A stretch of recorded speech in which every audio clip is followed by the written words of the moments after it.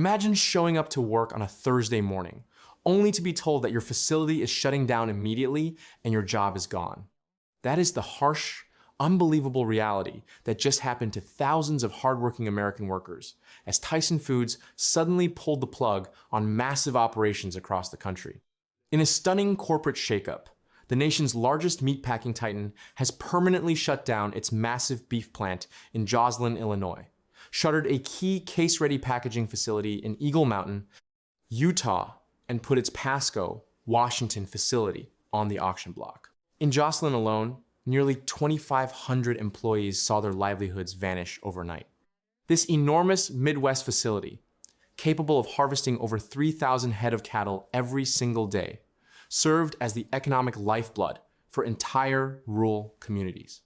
Yet harvesting operations ceased within hours of the announcement, and processing stopped the following afternoon.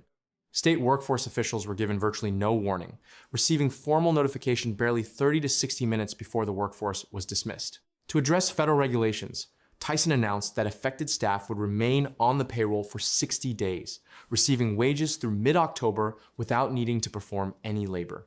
However, that strategy is now triggering intense legal scrutiny.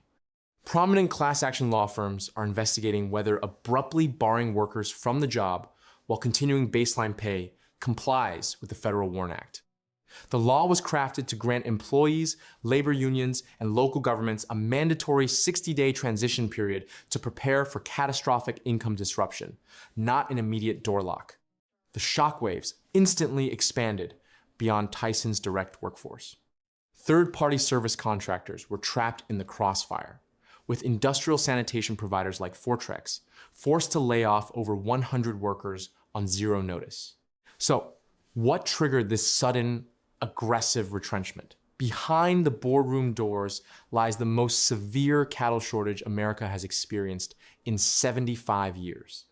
Years of persistent drought and soaring operational expenses have forced ranchers to liquidate breeding herds. Official USDA data confirms that heifer retention remains critically depressed, signaling that tight supplies will linger for years. Because live cattle are so scarce, procurement prices have soared to unprecedented records. Meatpackers have found themselves trapped in an excruciating margin squeeze, paying top dollar for scarce cattle while unable to push retail beef prices high enough to cover the difference. Tyson's beef division has absorbed hundreds of millions of dollars in steep operating losses. In response, Tyson is abandoning peripheral facilities and consolidating its remaining processing around 3 primary hubs: Dakota City, Nebraska, Holcomb, Kansas, and Amarillo, Texas. By concentrating volume into modernized facilities, the company hopes to survive the ongoing livestock drought. But the broader implications for America's food system are profound. When massive meat packers downsize, processing capacity contracts, cattle producers lose leverage, and consumers are left paying historic prices for steaks, roasts, and ground beef.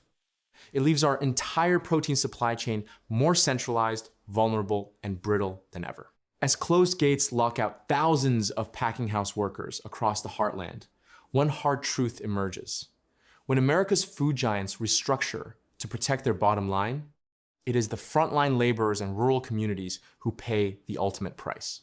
Is this sudden shutdown a temporary market correction or the first domino in a full-blown American beef crisis? What do you think about Tyson's immediate 60-day lockout strategy? Sound off in the comments below, share this report, give the video a thumbs up.